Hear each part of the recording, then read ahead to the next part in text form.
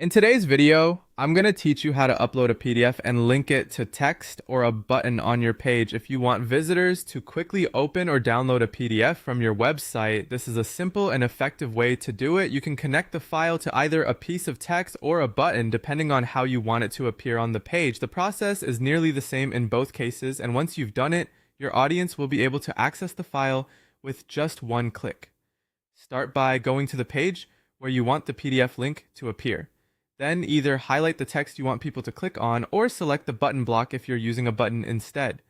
This first step is important because the editor needs to know exactly which element you want to turn into a clickable link.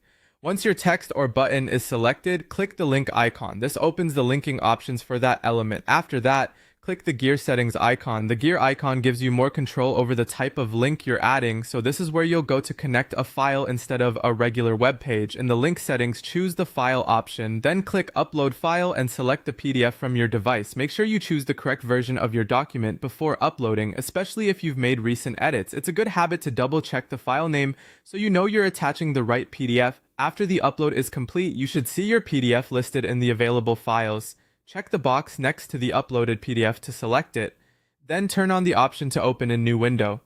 This is usually the best choice for PDFs because it allows visitors to view the document without losing their place on your website. It creates a smoother user experience and makes it easier for people to return to your page afterward. Finally, click Save to apply the link. At this point, your selected text or button should now be connected to the PDF. Before publishing or finishing up, it's always a good idea to test the link yourself. Click the text or button and confirm that the correct PDF opens properly in a new window. That quick check can help you catch any issues right away and make sure everything works exactly as expected. And that's it. You've successfully uploaded a PDF and linked it to text or a button on your page.